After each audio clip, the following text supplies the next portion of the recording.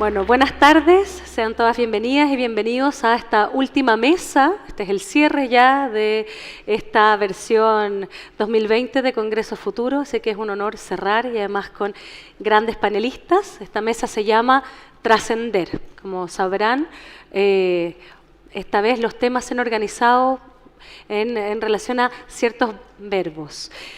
Vamos a abordar el tema de la trascendencia desde la filosofía, desde la antropología y desde la historia. Paso a presentar a los panelistas. A mi lado está Martín Hoppenheim. Él es filósofo, máster de la Universidad de París 8, investigador y académico, y es autor de varios libros, entre ellos Ni apocalípticos ni integrados, un clásico ya a estas alturas. Patricia May, antropóloga de la Universidad de Chile. Ella ha desarrollado una línea de antropología del sentido y las filosofías espirituales. Ha escrito varios libros, entre ellos De la cultura del ego a la cultura del alma. Un aplauso.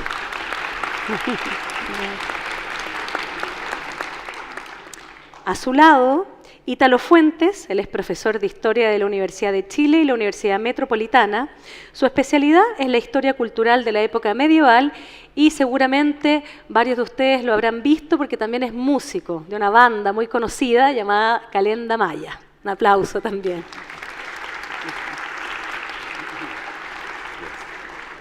Quiero partir con una infidencia respecto a esta mesa. Yo no sé si ustedes sabían, pero bueno, la decisión de la organización fue no terminar con muerte, que fue la mesa anterior.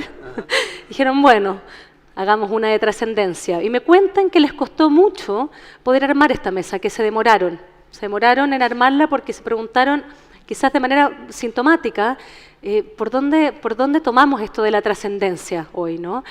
Desde lo religioso, desde lo espiritual, todas cuestiones que hoy día parecen tener muy poco prestigio, ¿no? Y a propósito de eso, de esa provocación, yo pensaba, si me han escuchado el ejemplo me van a tener que disculpar porque la verdad es que me pareció un muy buen ejemplo, pero pensaba esto, si ustedes hacen el siguiente ejercicio, si cierran los ojos por un segundo y se acuerdan, ¿no? En los 90, ¿cómo se imaginaban el futuro? ¿Cómo se lo imaginaban? Seguramente muchos dirán, un futuro medio como los supersónicos, ¿no? Así como galácticos. Los 90 como que esas eran las imágenes del futuro, ¿no? Ahora, si yo les pregunto lo mismo, desde hace algunos años hasta hoy, ¿cómo se imaginan el futuro? Es bien brutal. No hay imágenes, si acaso hay, o son bien áridas, son bien secas, si es que acaso se les ocurre alguna imagen. Me parece que no habíamos caído en cuenta en la gravedad de no tener imágenes de futuro. Eso habla de también un síntoma, ¿no? De un momento de la cultura. Se acabó la imaginación política, dicen algunos, bueno, ahora el estallido parece ser un punto de quiebra en relación a eso, ¿no? Entonces, bueno, quiero para iniciar este panel, hay un filósofo chileno que se llama Sergio Rojas, que tiene una viñeta que es muy también iluminadora en relación a este tema del futuro, y él toma una escena de Los Simpsons donde Homero conoce a Billy Corgan. Billy Corgan es el vocalista de Smashing Pumpkins, una banda de los 90, que hay gente que dice que a Billy Corgan le faltan antidepresivos, digamos, muy deprimido. Entonces, esa es como su característica. Entonces va Homero y le dice, hola Billy Corgan, es un honor conocerte, te agradezco que ahora mis hijos te admiran porque así ya no quieren un futuro que de todas maneras yo no puedo darles. Así que genial, porque ahora nadie quiere un futuro. Entonces, bueno, a propósito de la dificultad para armar este panel, ¿no? La pregunta es si acaso el futuro es posible pensarlo a través de la idea del desarrollo técnico. ¿El lenguaje de la ciencia nos alcanza para pensar un futuro? Porque es verdad que la esperanza de vida crece, dicen que en unos pocos años más, 7 exactamente, van a aparecer pastillas, no una, varios laboratorios están en eso para vivir más. Pero que aumente la esperanza de vida no significa que aumente el deseo de vivir, por cierto. Entonces, bueno, ese es un poco el escenario que nos toca, así que les doy la palabra para que cada uno de ustedes presente y luego, bueno, les propondré algunas preguntas para que entonces ponerlos a conversar. Martín, ¿partimos contigo? Bueno, muchas gracias. ¿Se escucha? ¿Sí? No, no se escucha. No se escucha. ¿Aló, aló? No. Probando. Aló, acá. Probando, ahí sí, ¿no? Sí. ¿Estamos bien ahora? Sí. Ya, ok, gracias. Bueno, cuando me invitaron a esta mesa con esta especie de palabra mágica que es trascender, lo primero que se me ocurrió es que precisamente en esto que llamamos hipermodernidad o modernidad líquida o capitalismo tardío o sociedad de la información o el nombre que uno quiera ponerle al mundo que estamos viviendo, ese mundo sin imágenes de futuro, ¿no? Una de las cosas que podríamos plantear es que tiene como síndrome trágico la muerte de la trascendencia. Es muy difícil trascender. Y ocupo la palabra trascender en todos los sentidos que ella tiene. En primer lugar, trascender en el tiempo, es decir, poder como sobreponerse a la finitud, a la mortandad, pero sobre todo poder sobreponerse a esta especie como de intensificación del presente a costa de sacrificar la memoria histórica por un lado y la proyección hacia el futuro por el otro. Se dice que vivimos en una cultura presentista, una cultura del presente, que algo de eso es cierto y que tiene que ver con el metabolismo de los mercados, tiene que ver con que no hay grandes ideologías que nos den horizontes de futuro, que nos cuesta encontrar contextos interpretativos para colocar nuestra experiencia actual dentro de un continuum significativo hacia atrás y hacia adelante. Entonces, una primera dificultad para trascender es precisamente ir más allá de ese presente del cual, digamos, básicamente estamos viviendo y al cual estamos abocados. Una segunda acepción de trascendencia que también podríamos decir que está en crisis tiene que ver con llegar a los otros, es decir, salir de nosotros mismos para llegar a los otros, trascender hacia un otro, o unos otros y otras. Respecto de esto, podríamos decir, por ejemplo, que vivimos una fase que algunos le llaman un narcisismo exacerbado, una referencia demasiado fuerte al yo. Hay toda una disciplina que es la gestión del yo, que viene desde la industria de la autoayuda hasta la industria de las organizaciones y la competencia económica. Se habla de una crisis del afecto porque cada cual piensa en su propio proyecto de vida por encima de las relaciones a construir perdurablemente con otros. Y por lo tanto hay una eventual cultura en la que se hace difícil este sentido del trascender como del construir con otros y el llegar a otros, el ponerse en lugar de los otros. Quizás la antípoda de la trascendencia en este sentido sería algo así como el encierro en uno mismo. Incluso como estamos parapetrados frente a una sociedad de riesgos y de incertidumbres, muchas veces también tendemos a encapsularnos hacia adentro y muchos de los trastornos mentales de lo que se habla hoy día pueden tener que ver también con esa angustia de no poder estar con otros, esa dificultad de trascender hacia otros. Una tercera forma de trascendencia que hoy día también se ve, creo, bastante dificultada, tiene que ver con trascender hacia el mundo. Se habla de una economía inmaterial, de lo inmaterial, de una desmaterialización del mundo. La era digital es una era en que de alguna manera la materialidad del mundo se fuga hacia lo virtual. No es que lo virtual no sea real, pero no es sensible, no se toca, ¿no? Y eso lo tomamos o lo naturalizamos con mucha facilidad, pero probablemente altera de manera radical nuestras estructuras cognitivas, nuestra percepción de la espacialidad, el hecho que vivamos gran parte de nuestro día en un mundo que no tiene espacialidad física tal como la entendíamos tradicionalmente.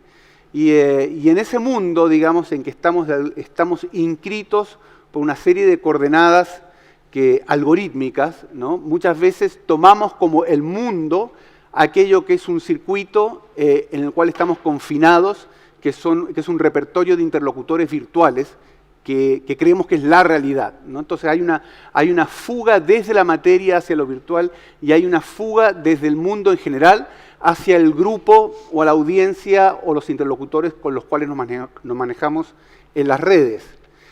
Y por último, creo que una otra forma en la cual nos cuesta mucho trascender también tiene que ver con la idea de una vida en la cual vamos de alguna manera concretando, madurando, cerrando etapas, ¿ya? Avanzando hacia algún tipo de consolidación personal.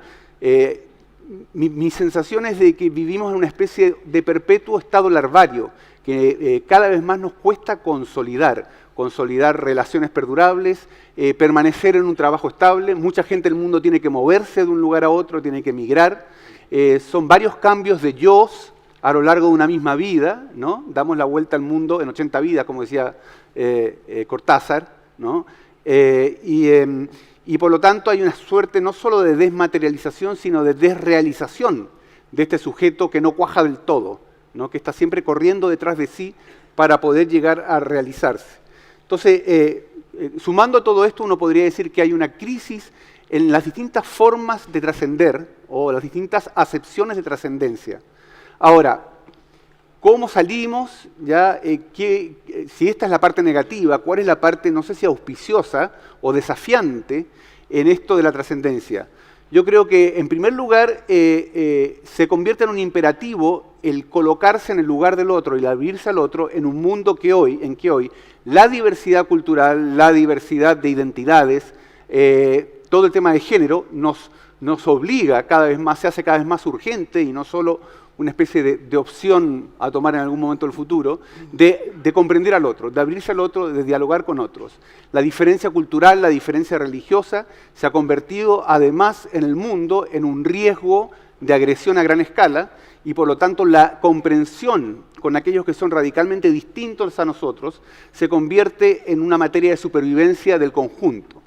Y eso nos empuja necesariamente, por lo menos creo yo, a trascender en el sentido de poder abrirse y colocarse en el lugar de aquellos que son radicalmente distintos a nosotros, pero que súbitamente se pueden convertir en nuestros vecinos o incluso en nuestras amenazas.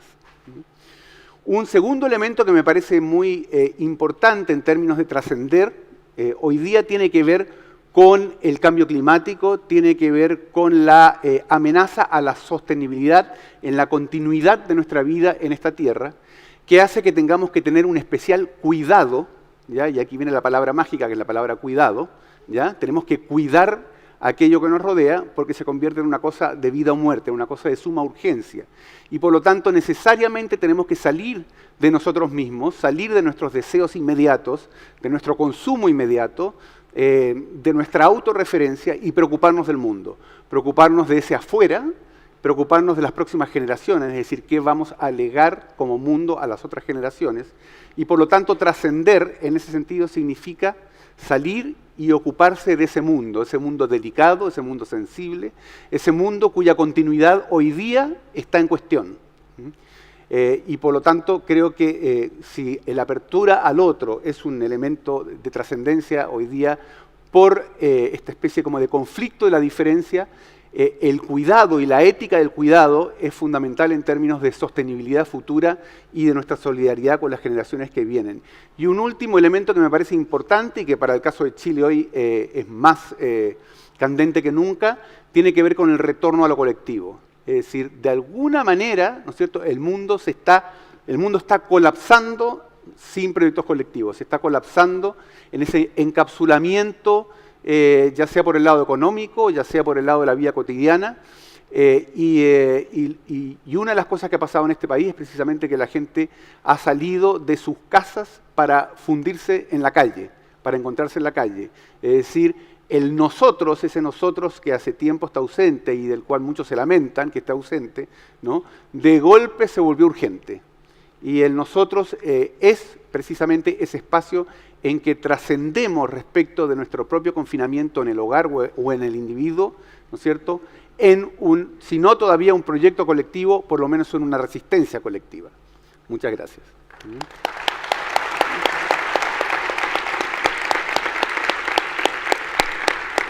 Gracias, Martín. Patricia, seguimos contigo. Sí.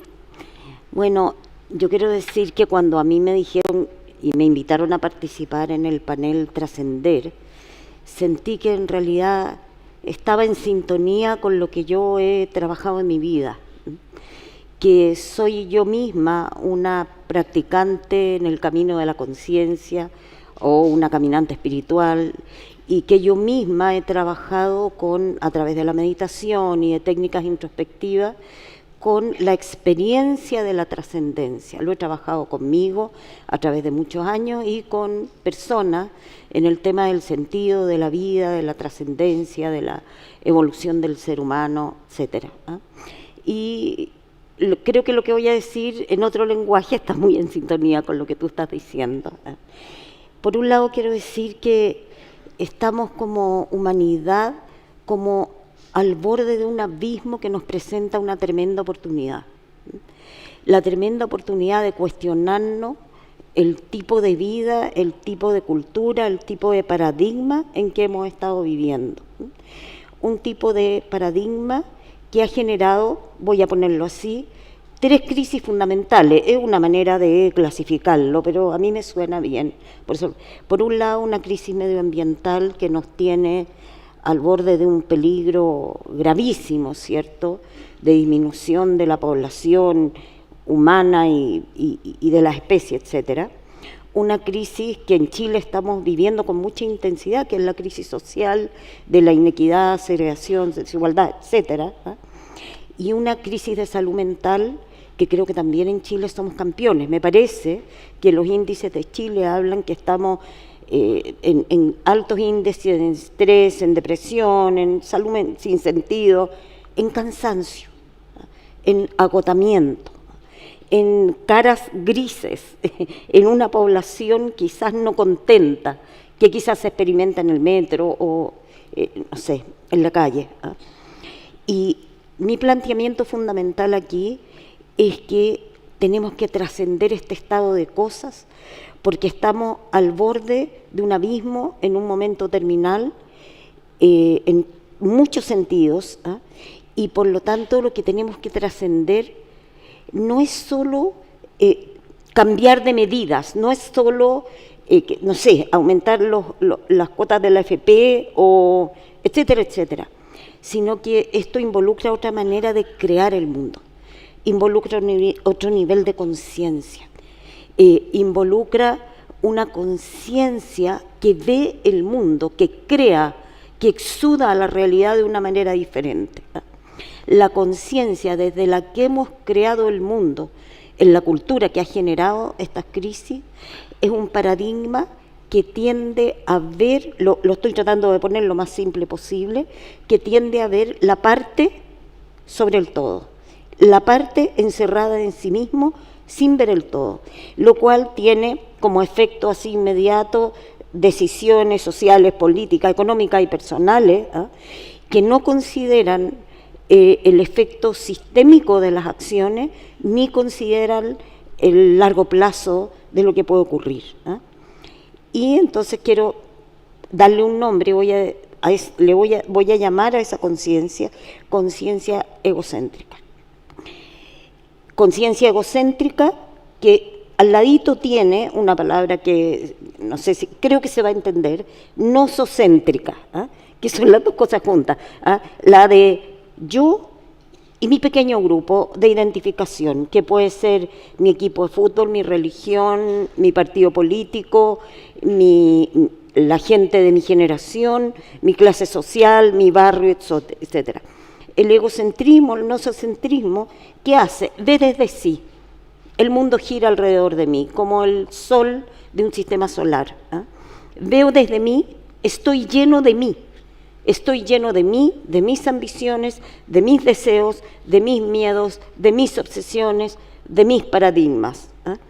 Y como vivo encerrado en este nosotrismo o egocentrismo, ajenizo a los demás. Y aparece el otro.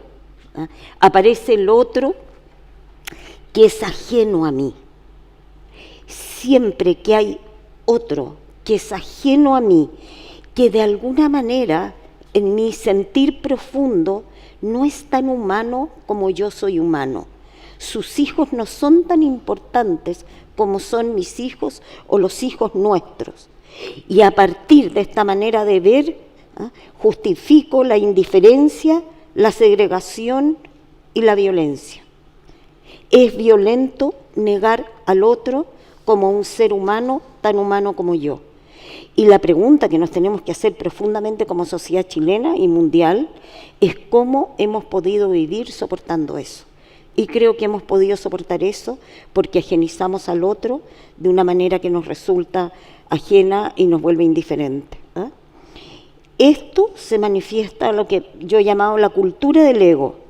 La cultura del ego, que es la cultura de la ansiedad consumista, individualismo, reduccionista, economicista, competitivo, donde está la imagen como imagen, apariencia, parecer más que ser, logro, rendimiento, escalar a cualquier costo. Esto es algo que bueno, hoy día está en el diálogo diario, ¿eh?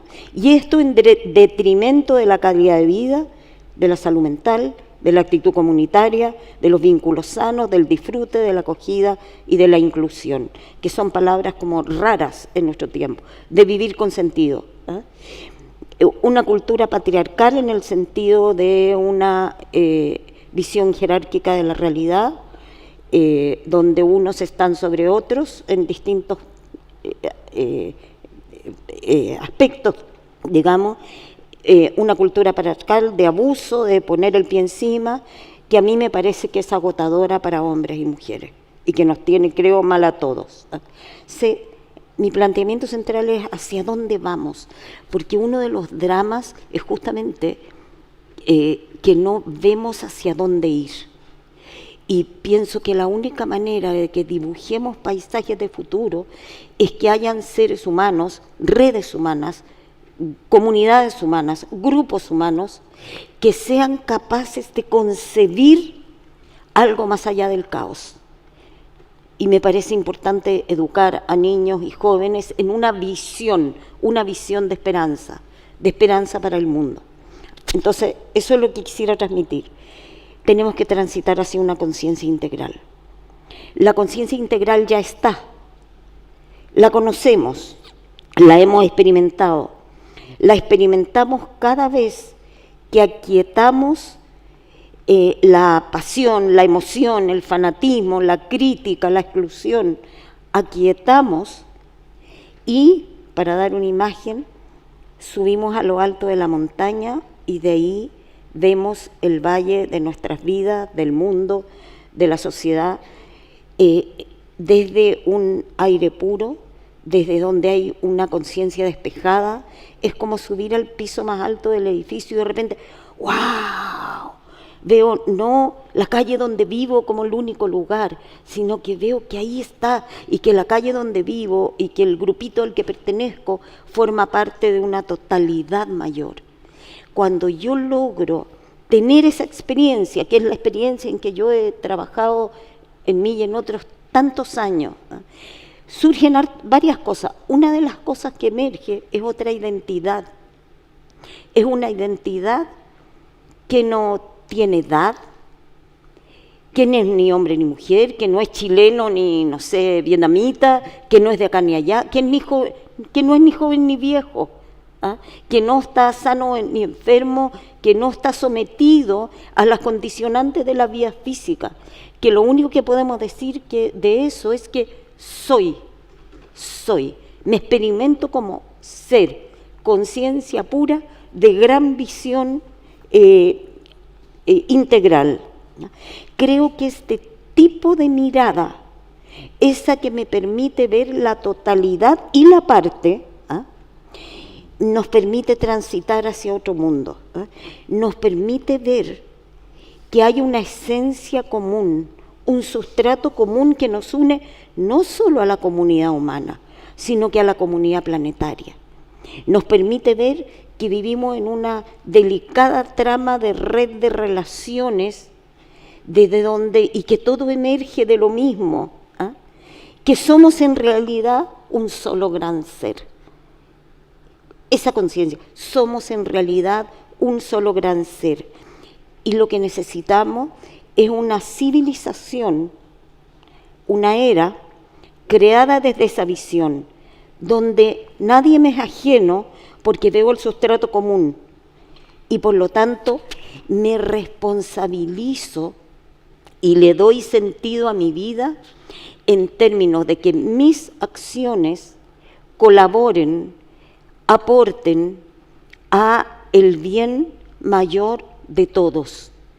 Me responsabilizo de mi calidad personal, me responsabilizo de lo que tuiteo, me responsabilizo de si mi mente está transmitiendo cosas que destruyen, que ofenden y que no colaboran con una situación mejor para todos. Esto que estoy diciendo se educa. Esto se tiene que enseñar, y esto es algo que siento que es muy importante, que es la educación del sí mismo. ¿Ah? No en el sentido light del New Age, no, la educación de sí mismo y el suficiente conocimiento psicológico, psicoespiritual, como para trabajar en la educación del sí mismo, de la mente, de la inteligencia emocional, de la salud corporal, la educación del sí mismo como coherencia entre lo que digo y lo que soy interiormente, ¿ah? Valores, la integridad personal, el sentido, el aporte, la proactividad, son valores con que necesitamos poblar un nuevo mundo. Ahora, ¿cómo vamos a esta experiencia? En general, la experiencia de quietud interna para ver la totalidad, ponerme en el lugar del otro, como dije antes, requiere tranquilizar. Y voy a decir algo muy simple y muy... si yo estoy en el medio de una reunión o de una discusión, estoy en la pasión, y si yo vuelvo a mí, respiro, me calmo, y en vez de reaccionar, respondo conscientemente, voy a estar haciendo un aporte. Y en especial antes de tirar cosas a las redes, que es el escenario público donde está. Hay un mundo que tenemos que dejar atrás y hay un mundo que tiene que emerger. Y ese mundo es nuevo. Ese mundo y las formas que tome ese mundo en economía, en salud, en educación, en la política, es un mundo que no está basado en conceptos antiguos, porque el mundo que viene es completamente distinto. Es un mundo interrelacionado de inteligencia artificial, de un tremendo poder humano sobre la biología, sobre la genética, y por lo tanto necesitamos un ser íntegro y ético para que todo este poder que nos está dando la ciencia y la tecnología no se vuelva contra nosotros. 2 segunditos, creo, no sé si estoy en un tiempo, creo que sí. Más o menos, sí. Ya.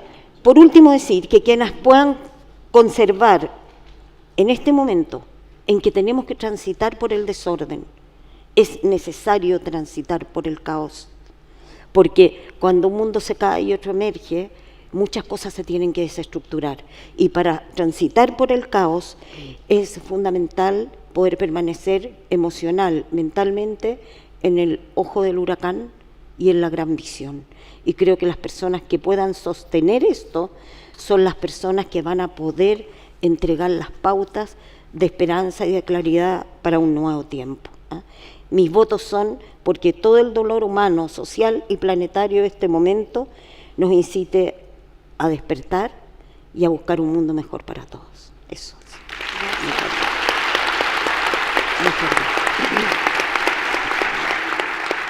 Muchas gracias. Gracias, Patricia. Ítalo Fuentes. Sí. Hay una visión que se vincula a una historia continua, lo que decía Patricia y también Martín, ¿no? Esta visión, ¿no es cierto?, de un presente clausurado, pero también, ¿no es cierto?, frente a una crisis inminente, que es la que nombra Patricia. Esta visión continua tiene una característica dominante hoy día, ¿no es cierto?, que es una visión progresista, ¿no?, que sigue confiando, ¿no es cierto?, en ciertas pautas de proyección y crecimiento de lo mismo, ese es el punto, ¿no? Yo tengo que traer, y por eso es bueno estas conversaciones, porque traen también contrapuntos. Yo voy a instalar acá lo otro, ¿no es cierto?, que evidentemente, como buen contrapunto barroco, uno diría en este caso, ¿no?, puede sinfonizar, ¿no es cierto?, puede armonizar. Se trata, ¿no es cierto?, de que esa visión continua tienda a ser totalizante, ¿no es cierto?, pensando en que efectivamente es difícil quebrarla e interrumpirla. Pero también hay una visión de la historia discontinua, ¿no?, de ruptura o, y aquí entra la palabra trascendencia, como la voy a entender, ¿no es cierto?, o de apertura. La trascendencia como apertura de infinitas posibilidades, ¿no es cierto? Pero la paradoja está, ¿no es cierto?, en que en mi argumento voy a ocupar la lejanía. Hay una posibilidad de pensar el presente desde lejanías temporales. Ya no como si eso hubiese sido un pasado que quedó en esta continuidad, sino que es posible recoger en esas lejanías algo originario. Si acaso esa lejanía lo tiene en sí mismo, o si acaso nosotros somos capaces de descubrir lo originario de esa lejanía cultural. ¿Qué tendría que decir? Bueno, para aclarar bien el tema en este caso, ¿no es cierto? Por ejemplo, ¿qué podría ser recurrir en algún momento para el presente a una edad media histórica, ¿no es cierto? Como una reserva posible, ¿no es cierto? O como un lugar en donde fue posible que existieran experiencias originarias, donde se originó una luz, ¿no es cierto?, donde se entrevió una trascendencia en alguna acción, pero que quedó guardada, aplastada, ¿no es cierto?, o subsumida por una historia continua que quiso dejar atrás ese mundo de reservas vitales. Ese mundo de reservas vitales de una sociedad pasada, fragmentario en muchas condiciones, marginal en otras posibilidades, o quizás fracasadas, ¿no es cierto?, en su momento, son tremendas reservas posibles, ¿no? Planteemos entonces esta primera orilla en esta parte. La historia como un gran género, ¿no es cierto?, o posibilidad de construir un género, ojalá continuo, en la perspectiva de la historia continua, pero ese género está incompleto. Sabemos que la historia está hecha de retazos de géneros de distinto tipo, ¿no? Ahí es donde uno tiene que hilvanar, ¿no es cierto?, parchar, intentar tejer para obtener una imagen totalizante o continua de la historia. Esa es una perspectiva, ¿no es cierto?, de textil de la historia, el historiador como un tejedor, o la historiadora como tejedora, las parcas antiguas, ¿no? O los rapsodas. La palabra rapsodia tiene que ver también con tejer un relato, urdir un relato, ¿no? Y en esta perspectiva, entonces, de urdir un relato, uno puede fijarse, ¿no es cierto?, o intentar completar ese tejido incompleto. Pero también uno puede intentar a veces detenerse en el hilván, es decir, en esas fisuras, ¿no es cierto?, en esas heridas de un tejido no bien unido, ¿no?, en donde solo es posible hilvanar algunas posibilidades. En esas posibilidades del hilván traspasa la luz, ¿no? Son momentos de apertura, ¿no? Esta metáfora, ¿no es cierto?, del hilván nos permite a veces ver entonces ciertas excepciones históricas a las cuales nosotros podríamos recurrir en el presente como una reserva originaria para este presente nuestro, ¿no es cierto? Dos ejemplos. Un gran historiador judío italiano, ¿no?, Carlo Ginzburg, que ha visitado 2 o 3 veces nuestro país, un hombre amabilísimo, hijo de escritores italianos brillantes, Leone Ginzburg, Natalia Ginzburg, ¿no? En un momento se propone a través de un método histórico, la microhistoria, develar la vida de un hombre que podría haber quedado en el anonimato en la historia, un campesino de la zona de Friuli, de Udine, norte de Italia, norte de Venecia, en Italia, ¿no?, hacia los Alpes, al piemonte de los Alpes. Allí, un hombre que podría no haber tenido voz histórica entró a la historia porque en un momento un poder hegemónico, doctrinal, legislativo, judicial, llamado Inquisición, lo tomó, ¿no es cierto?, lo apresó y lo interrogó, y ese proceso duró, con muchos momentos, más o menos 10 años, ¿no?, hasta que fue condenado. Como fue interrogado durante largos 10 años, él dijo su verdad. tuvo la posibilidad de liberar su trascendencia de un campesino medio, bajo, italiano, no totalmente pobre, ¿no? Algo se dice por allí, por lo que él dice, ¿no es cierto? Algo sabía escribir, algo sabía leer, ¿no? Pero ¿quién nos descubre Ginsburg, ¿no es cierto?, en esta persona de Menocchio, es el nombre del campesino, Domenico Scandella es su nombre legal, ¿no es cierto?, le decía Menocchio, una concepción de la vida absolutamente distinta a lo que era la élite de ese momento. Una visión de la vida pagana, un culto a una naturaleza profunda, o sea, ¿no? Instalado fuertemente, ¿no es cierto?, en la visión de lo que uno llamaría, ¿no es cierto?, un sentido cíclico, ¿no?, de una historia, pero hermanado con el mundo de una naturaleza que le era muy próxima, ¿no? Se trata de la cultura popular. Cómo la cultura popular tiene modos muy complejos de concebir. Y todos esos tomos de la interrogación a Menocchio nos dan cuenta de una visión compleja de la vida, no como uno podría pensar estos pobres campesinos ignorantes que no sabían leer, etcétera, ¿no es cierto? De tal manera, ¿no es cierto?, que Menocchio va a lograr hacer de ese límite, de ese juicio, que culmina en su muerte, ¿no?, su libertad. Va a liberar su palabra y va a quedar para siempre ahí los archivos de la Inquisición veneciana, ¿no?, donde los consultó Carlo Ginzburg. Esa es una alternativa importante de lo que uno llamaría, ¿no es cierto?, una trascendencia. Cómo a través del hilván de la historia, en un momento, ¿no es cierto?, se filtra una luz que tiene que ver con una experiencia originaria que para nosotros hoy día sería muy importante, la conciencia de la naturaleza. Segundo ejemplo, una mujer, también medieval, una monja benedictina que en muchas de sus experiencias personales, ¿no?, estuvo el cosmos, la naturaleza y la historia.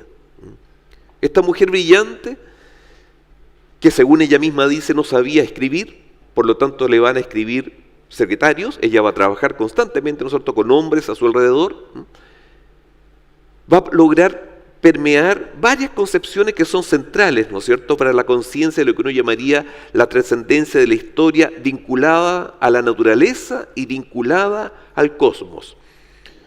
Uno de los aspectos de esta notable, ¿no es cierto?, y genial visión de Hildegard von Bingen, que aparte de escribir textos concretos, lo que uno podría llamar, ¿no es cierto?, metódicos, libros de botánica, uso de las hierbas para ciertas enfermedades, conocimiento de la anatomía humana, ¿no es cierto?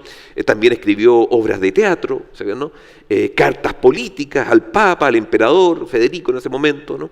Bueno, una mujer muy concreta y aterrizada, pero también tenía una perspectiva distinta, ¿no es cierto? Tenía visiones, era una mujer profética, con experiencia visionaria. Y en esa experiencia visionaria, ella logra unir en una visión extraordinaria una conciencia de que la historia está vinculada a la naturaleza y al cosmos. Pero ¿cuál es la genialidad de Hildegard? Como voz femenina, en este caso, como una luz femenina que alumbra otra concepción del mundo y que recuerda, ¿no es cierto? Luego uno dirá, ¿no es cierto?, en el mundo contemporáneo apareció un botánico de este estilo, ¿no? La perspectiva musical.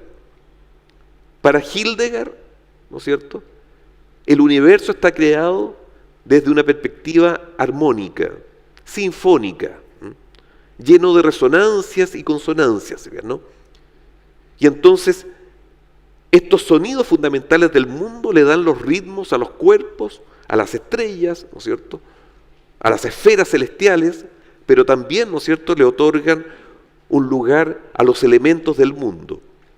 Y la creación de Hildegard es la siguiente, ¿no es cierto?, interpretar el mundo desde una perspectiva poética. La apertura poética y la experiencia de la vida, ¿no? Nosotros tenemos una perspectiva tecnológica de la experiencia de la vida, tenemos una experiencia científica de la vida, política en tanto, ¿no es cierto?, un relato estatal, ¿no es cierto?, o nacional, ¿no es cierto? Todos estos relatos pesan mucho en la modernidad, Estado, nación, ciencia, técnica, ¿no? Son posibilidades de relato. ¿Qué pasa, ¿no es cierto?, si uno ocupara la experiencia de Hildegard y uno interpretara desde una perspectiva poética la historia? ¿Cómo sería ese futuro poético? El que ella misma va a desarrollar, ¿no es cierto?, en su obra compleja. Son varios libros, ¿no es cierto?, los que ella va a escribir. Scivias, ¿no es cierto?, Liber Divinorum Operum, una serie, ¿no es cierto?, de otros libros importantes, en donde va a expresar esta noción de que la trascendencia, ¿no es cierto?, está dada por un vínculo musical en el mundo. La música permite el vínculo con los animales, la música permite el vínculo con el cosmos, una música armónica, ¿no es cierto? La música permite el vínculo con los elementos de la naturaleza, ¿cierto? Cierro con esto.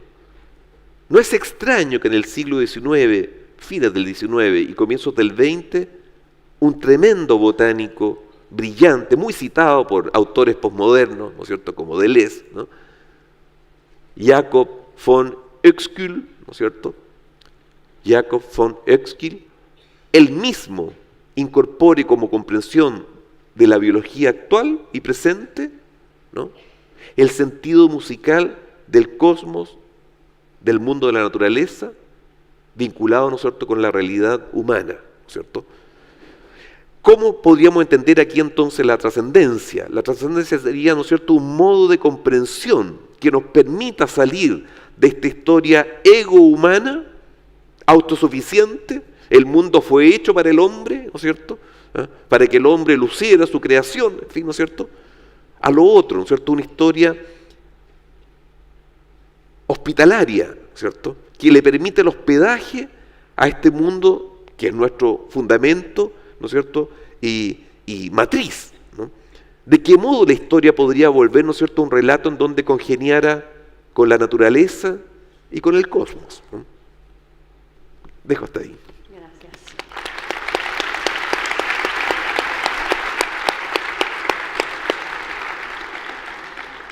Me quedé pensando en lo que decías sobre la música y me acordé que yo tengo una hija chiquitita de un poco más de un año y está aprendiendo a cantar. Antes que hablar, canta. Y pensaba que en el canto hay precisamente una especie de juntura perfecta entre el lenguaje y el cuerpo. Y eso lo pensaba a propósito de lo siguiente, ¿qué nos pasó con el lenguaje, ¿no?, el lenguaje contemporáneo? El lenguaje que hoy día hay un muy buen ejemplo para expresar lo que quiero decir, el panel de expertos. ¿A qué voy con eso, no? Cuando el lenguaje hay un problema político, hay una presión social, ¿no? Y la respuesta es, el panel de expertos dice que no. Y uno dice, bueno, ¿acaso eso es política? No, eso no es política, eso se llama administración, se llama cualquier otra cosa. En ese sentido a lo que voy, lo que les quiero proponer pensar, es si acaso el lenguaje actual, y aquí voy a propósito de los temas del Congreso futuro también, los temas de la ciencia, en fin, si el lenguaje de la ciencia, el lenguaje de la técnica, el lenguaje del panel de expertos, se volvió en cierto sentido un poco aséptico como esta condición médica, ¿sí? como que no cabe el cuerpo, no cabe la materialidad del cuerpo, no cabe la materialidad del pueblo tampoco. Si hay ¿se acuerdan? En 2019 que aparecieron los alumnos de la Escuela de Arquitectura de la Universidad de Chile diciendo estamos cansados. La gente dijo, oh, cabros flojos, en fin. Pero la verdad es que es una queja bastante transversal. ¿Quién de acá tiene tiempo? Nadie tiene tiempo. ¿Y por qué? Si se suponía que el progreso técnico nos iba a dar más tiempo para el ocio. Claro. Pero parece que el tiempo nos comió. Lo que quiero decir con esto es que nos pasó con un cierto tipo de lenguaje, con un cierto tipo de experiencia, quizás demasiado cliché y estereotipada, que fue dejando el cuerpo afuera y fuimos perdiendo sentido. Porque esa es mi hipótesis. Pensaba en la temporada de eclipses. Tiene como un nombre, la temporada de eclipses ahora. Todo tiene un nombre, una categoría, y no sé si les pasó que de repente eran demasiados matinales, una gente bailando en los matinales, ya viene el eclipse. Y uno decía como, no, hasta que, no sé, cada uno pudo tener su propia experiencia del eclipse. Quiero decir con esto que hay una manera, parece, hoy día, de cómo lenguajeamos el mundo, donde nos quedamos un poquito afuera. En ese sentido, ¿cómo lo leen ustedes desde sus disciplinas? ¿Qué hay de la pérdida de sentido? ¿El sentido hoy día va de la mano con el modelo de progreso que tenemos? ¿O es algo que que finalmente generó una disonancia y no nos habíamos dado cuenta del todo. Los cuerpos se habían dado cuenta en el suicidio, en la depresión. A propósito de las cifras de depresión, la OMS dice que en el mundo a cada 40 segundos hay un suicidio. Entonces, bueno, ¿qué pasó? Avanzamos en algo, pero por otro lado, bueno, insisto, hay algo en relación a la vida que se nos quedó medio colgando. Quería que conversaran un poco sobre eso. No sé quién quiere comenzar. Sí, yo estoy de acuerdo con... O sea, hay como 3 o 4, creo, elementos claves a través de los cuales se nos escapa esa corporeidad, esa dimensión de lo sensible y esa dimensión de lo inmediato, ¿verdad? Que son codificaciones actuales. Uno es la codificación del espectáculo, ¿verdad? Bueno, estamos acá con, ¿no es cierto?, estos efectos especiales para la gente que viene a la academia es como bastante particular. Pero más allá de eso, digamos, estamos dentro de una sociedad del espectáculo donde hay una especie como de...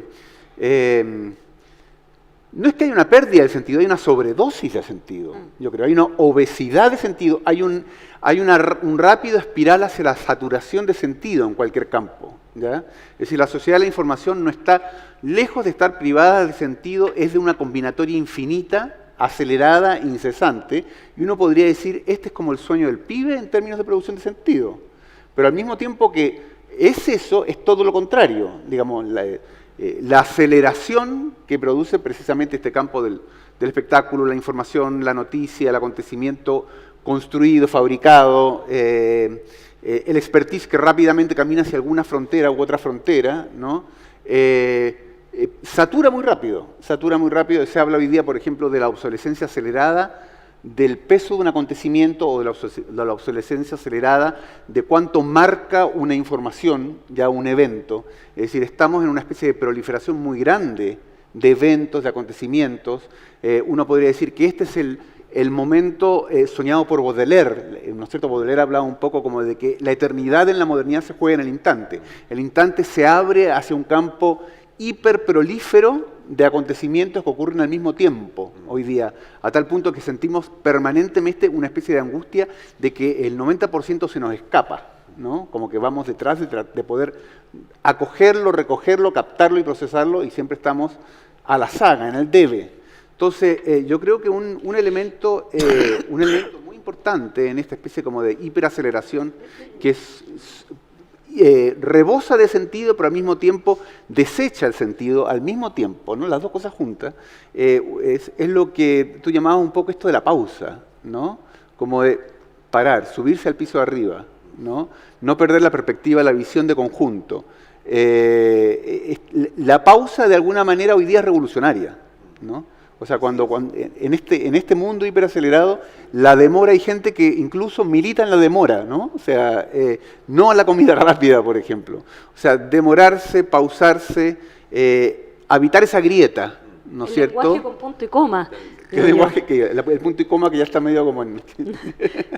¿Quién lo usa? ¿Sabes qué? ¿Se escucha? Sí. Sí. ¿Se escucha? ¿Sí? Ah, yo no escucho. Ahí. ¿La escuchan? Sí, ya. A ver, como yo lo veo, estamos, como yo entiendo el sentido, estamos en un tiempo en que no hay contacto con el sentido, como yo entiendo el sentido, porque el sentido requiere algún tipo de inmersión y contacto con el ser, con lo más profundo del sí mismo. Y en un tiempo en que se vive en esta carrera por lograr y producir y por todo lo que tú has descrito, en el fondo no hay tiempo para pausar, para hacer silencio y para permitir que emane una especie de manantial interior donde yo me pueda conectar con una auténtica vocación o un auténtico sentido.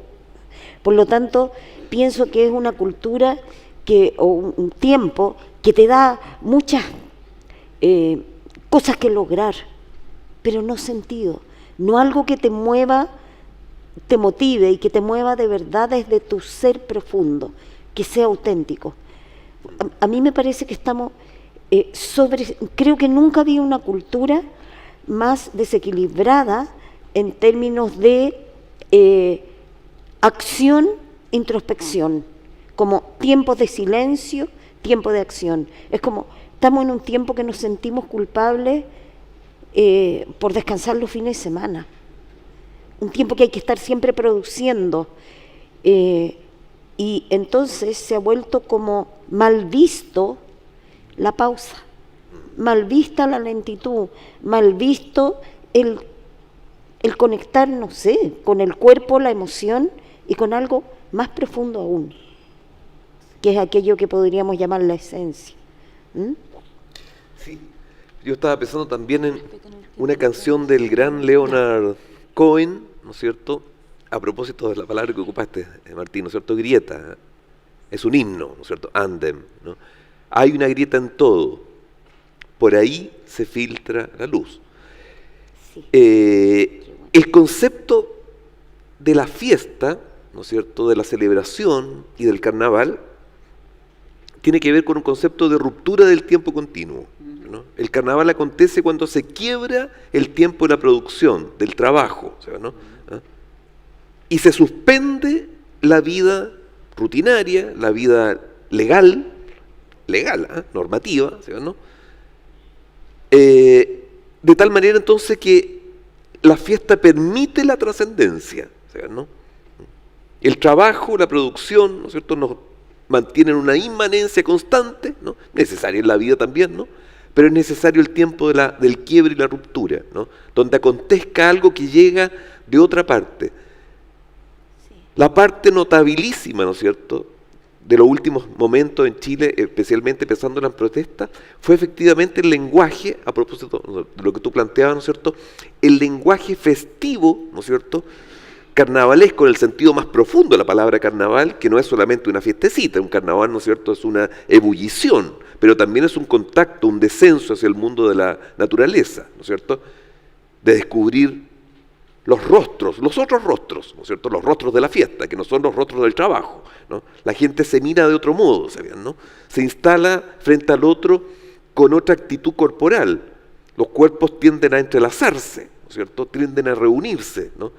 El día se cambia por la noche, ¿no? Hay una inversión del mundo, ¿no? Es un tema no menor. El cambio incluso que está planteado en el conflicto de las estatuas, ¿no es cierto?, las esculturas, las estatuas, ¿no?, tiene que ver también con esa inversión de un mundo, ¿no?, la aparición de un ser natural, ¿no es cierto?, de esa naturaleza al borde, que la queremos mucho, ¿no es cierto?, la aparición de ese ser salvaje, que es una reserva casi moral en Chile, el quiltro, ¿no?, un quiltro negro, ¿no?, de pañuelo rojo, ¿no?, que da cuenta de lo que uno llamaría la inversión de algo que hay que leer mucho más allá, ¿no es cierto?, de un folclore, de una revuelta, ¿no? Es algo mucho más profundo, ¿no? Allí hay un acto que podríamos llamar en rigor, ¿no es cierto?, la exigencia de un lenguaje festivo en una sociedad que se había olvidado la fiesta, ¿no? En general nuestros chicos habitan guarderías. El mundo escolar, yo soy profesor, pues, pero el mundo escolar se transformó en una guardería. ¿Cómo es posible estar encerrado en la vida más, la parte, todos los momentos de la vida son importantes, pero una parte importante de la vida, ¿no es cierto?, de 8 de la mañana a 5 de la tarde, ¿no? ¿Dónde está? Yo tuve la oportunidad, no voy a preguntar, porque tiene que ver con las edades, yo salí a las 1, ¿no?, a la 1, y eso me significaba tener la calle por delante en las tardes, tener liberada la tarde como posibilidad de trascendencia. ¿Qué trascendencia podía tener un niño? Soy de la quinta región, soy porteño, pero luego me cambié a una ciudad preciosa que se llama Villa Alemana. Salir a los cerros, ¿no?, mis tardes de cerros, ¿no? Eso era trascendencia, era conocer lo otro, ¿no?, perderse en una ciudad. Hoy día cualquier niño que se pierda 15 minutos sería un escándalo, ¿no? Nosotros nos perdíamos toda la tarde, volvíamos en la noche transpirados, nadie preguntaba por nosotros, ¿no? No era tema, ¿no?, en un lugar donde uno se podía perder en las calles, como Benjamin Walter, el gran Walter Benjamin se perdía en Berlín, ¿no?, perderse, ¿no?, niños que no saben perderse, ¿no? Y entonces, la llegada de este tiempo de esta grieta, de esta fisura, de esta herida también, ¿no es cierto?, en este país, a partir, ¿no es cierto?, de este tiempo de quiebre, ¿no es cierto?, da cuenta también de una trascendencia, ¿no?, una trascendencia que hay que saber leerla también, hay que saber hacer una hermenéutica, ¿no es cierto?, este carnaval nuestro. pero tiene que ver también con liberar la experiencia, abrir. La trascendencia tiene que ver con la apertura del ser, ¿no? Hacia lo infinito, como dice el gran, tremendo Levinas, ¿no? Hacia lo infinito, la infinitud, ¿dónde está? ¿No? Chicos que están en guarderías y solo conocen muros, ¿qué pueden saber de esa infinitud? Quizás la infinitud es la que ven en las pantallas, la infinitud cibernética, ¿no? Que es un tipo de infinitud, yo lo puedo reconocer, ¿no? Pero esa es la trascendencia cotidiana la que hay que buscar muchas veces, ¿no? Cómo trascender en ese lugar. Sí. Bueno, a propósito del tiempo, me dicen Sí. que nos quedan 10 minutos nomás, así que bueno, la última, no sé, provocación Ronda. a los tres para que cierren con lo que estimen conveniente. Y pensaba, bueno, un poco el tema de la trascendencia, me parece que en lo que coinciden, ¿no? Es en que es lo contrario a cerrarse, es lo contrario a la identidad. La trascendencia precisamente tiene que ver con la otredad, con abrirse a lo otro, y que seguramente es a los otros, a otros estados de conciencia, a otros estados en el sentido de lo colectivo, lo político, lo pienso también, pienso a lo otro en relación a uno mismo, a una misma, digamos, donde hoy día estamos enfermos de identidad, me parece a mí, del yo soy, yo quiero, un poco eso, ¿no? Y pensaba por último, bueno, si hoy día no tiene mucho sentido pensar en Dios y en el diablo, ya nadie cree en Dios, pero tampoco en el diablo. Si ustedes se fijan qué cosas dan miedo, puros micromiedos, el cigarro, el gluten, no sé, pero no, no hay ni el diablo existe, así estoy pensando en estas grandes figuras, en estos grandes otros radicales, ¿cierto? En ese sentido, ¿cómo hoy día estamos en un momento bisagra, que para algunos es el fin de algo, para otros es el principio de algo? Yo soy de la opinión que hay que hacer que esto sea el principio de otra cosa, como actitud política. Pero ¿cómo? ¿De qué va? ¿Cómo se hace? ¿Cómo se empuja la apertura a lo otro, ¿no? Más allá de los momentos de masa, estos momentos de carnaval, los momentos colectivos donde sí nos perdemos en los otros, pero después del carnaval, el carnaval se acaba en un momento, ¿no? Claro, se acaba. Sí. Eso como palabras de Y cierre. el rey es sacrificado, el rey del carnaval, que eso no hay que decirlo. No hay que olvidarlo. Así es, Bueno. los carnavales, sí. Yo creo que hay que establecer el campamento base en otra parte. Creo que tenemos que transitar hacia realmente, y esto es, hay que irlo haciendo, es algo generacional. Si uno mira desde la antropología, en realidad para entender el proceso humano, no lo entiende así por años, sino que lo entiende por generaciones, por grandes tiempos. Y yo entiendo que cada generación es un eslabón en una cadena mucho mayor, y creo que solo eso da sentido, solo poder ver eso y pararme ahí y vivir mi vida ahí sabiendo que no da lo mismo cómo yo haga mi vida, desde donde me pare, cómo trascienda, cómo me relacione, porque estoy en cada momento y en cada actitud gestando nuevos mundos en lo mínimo, no en los grandes temas, pero que eso va construyendo nuevas mentalidades. Pienso que, o sea, a mí no me cabe duda que vendrán nuevas generaciones que cuando miren los problemas que hemos tenido nosotros, lo sesgado, lo alienada que es la vida humana, van a mirarnos como prehistóricos. Ojalá. Y que así como hay un desarrollo hoy día tecnológico, informático, científico, el gran desarrollo que tiene que haber es un desarrollo humano y de la conciencia y del amor entre los seres humanos. Gracias, Patricia. ¿Martín? Para cerrar. Para cerrar, sí. Sí, yo creo que si hay un espacio de la trascendencia es en dialéctica con los grandes riesgos globales. O sea, estamos en un momento como muy de borde de catástrofe, y ese borde de catástrofe nos habla de como de paradigmas dominantes que eventualmente serían los que hay que trascender. Un ejemplo es, digamos, la catástrofe de la sostenibilidad y la posibilidad de sostener este mundo que está colapsado ambientalmente. Tiene que ver con un paradigma que es un paradigma industrial del ser humano, además como que se ve a sí mismo transformando y manipulando el mismo para su propio provecho, el mundo para su propio provecho, y que a lo mejor eso fue una gran palanca de progreso en un momento, pero hoy día es una especie como de paradigma que nos empuja hacia una situación de entropía. Entonces hay que trascender un paradigma que hemos internalizado como parte de nuestra cultura, que es ese paradigma industrial en el cual nosotros estamos en el centro del universo, transformando y manipulando el mundo en función de nuestros propios apetitos. Eso es como trascender el paradigma. De la misma manera, digamos que este mundo que es cada vez más desigual, donde la concentración de la riqueza es cada vez más fuerte, forma parte casi natural de un tipo de ser humano, de sujeto, el Homo economicus, ¿cierto? Que va precisamente a maximizar la productividad, pero va a maximizar también su propio provecho, y eso probablemente a lo mejor fue un impulso en algún momento, pero hoy día nos está llevando a un mundo socialmente insostenible al mismo tiempo. Entonces hay que trascender también ese modelo de ser humano. De la misma manera que el consumo puede haber sido un gran resorte de movilidad y un gran resorte de dinamismo económico, pero también hoy día nos está llevando a un tipo de sociedad, ¿no? que también colapsa. Entonces me parece que los riesgos globales son los que nos van poniendo en el lugar en que tenemos que trascender esos paradigmas en los cuales hemos estado inmersos por mucho tiempo. Trascender es trascender un paradigma civilizatorio, finalmente. Claro, ese es el punto. Ítalo, para cerrar, Sí, tenemos muy breve. 2 minutitos. Sí, la posibilidad quizás, ¿no es cierto?, dentro de tantas alternativas que podemos tener, de una poética comunitaria, ¿no es cierto? Volver a reencontrarse con esa comunidad que es capaz de crear, ¿no es cierto?, un relato, una poética de su habitar, ¿no? Estoy recordándome en este momento de un gran proyecto notable que tenemos en Chile, como siempre quedan encapsulados, ¿no es cierto?, estos proyectos, que es el proyecto Amereida de la Escuela de Arquitectura de la Católica del Paraíso. Poeta Yommi, ¿no es cierto?, Alberto Cruz, arquitecto, en fin. Esa poética comunitaria, ¿no es cierto?, que nos recuerda un poco, no quiero volver a la nostalgia, ¿no es cierto?, pero uno diría, ¿no es cierto?, algún retazo de lo que era el barrio, ¿no?, la poética de la calle, ¿no?, el realizar el encuentro, ¿no?, volver a ese encuentro.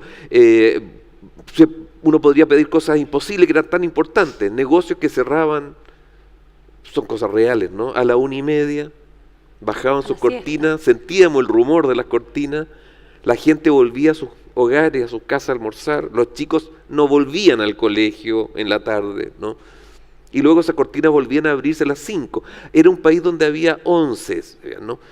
No quiero recordar la 11 y volverla, porque esas cosas no resultan, ¿no? De nuevo, ¿no es cierto? La marraqueta con palta, no. Sino que una nueva poética, pero que sea la poética comunitaria de un país, ¿no es cierto?, que perdió esa idea, ¿no es cierto?, de suelo, de tener un suelo, una residencia, ¿no?, un habitar, pero que era un habitar que tenía una propia poesía, ¿no? Entonces, redescubrir quizá eso, reoriginarlo, resignificarlo. No hay que repetir, ¿no es cierto?, las otras cosas, pero hay que afirmarse en eso que fue una luz en un momento, ¿sí?, algo originario, ¿no? Estoy recordando momentos de mi vida, pero no las puedo decir porque van a calcular la edad que tengo. Así que Muchas gracias. Gracias, Está bien. Patricia, Ítalo, Martín, gracias a ustedes. Y bueno, se nos va esta mesa. Yo quería terminar con la siguiente idea, nomás. No hay preguntas. No hay pregunta. Ya. Un mensaje. Un mensaje, sí. Difícil, ¿no?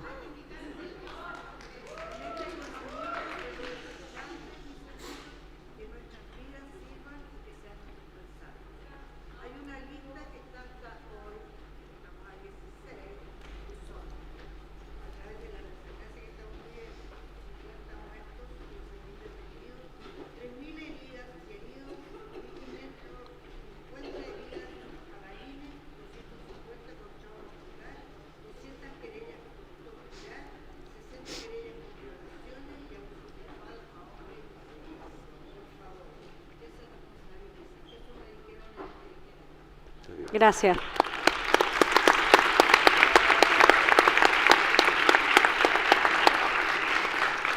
Gracias por las palabras. Bueno, yo quería terminar súper breve con una idea que me parece que es de las más importantes de Freud. Yo soy psicoanalista y es la siguiente, a propósito del futuro, ¿no? Y es que Freud dice no hay progreso. La destrucción y la creación siempre van juntas. En ese sentido, ahí discrepo con la Patricia, que son las nuevas generaciones, que las nuevas generaciones son mejores que las anteriores. Las revoluciones tienen que ser intergeneracionales, si no, no son, en mi opinión. Y en este sentido, yo creo que precisamente pensar que la idea de progreso, un progreso, por ejemplo, hoy día, bajo el modelo neoliberal, que es un proyecto que tiene que ver con que las cosas no tengan límites, de eso va esto, quizás hay que pensar que el progreso tiene que ir unido también a ciertas cuestiones conservadoras. Lo conservador no necesariamente es el racismo ni la homofobia, hay cosas que vale la pena conservar, como lo comunitario, como la organización popular, como la solidaridad, como el amor también.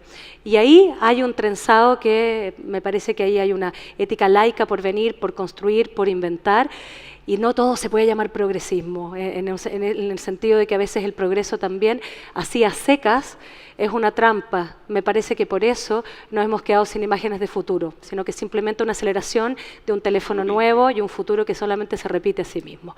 Muchas gracias. Muchas gracias. Muchas gracias Constanza, Martín, Patricia e Ítalo por formar nuestro último panel del día y del año. Más de 80 científicos, líderes y pensadores mundiales fueron parte de la 9ª versión del Congreso Futuro, en donde las reflexiones y buscamos ideas para un nuevo mundo, un nuevo futuro que construiremos entre todos.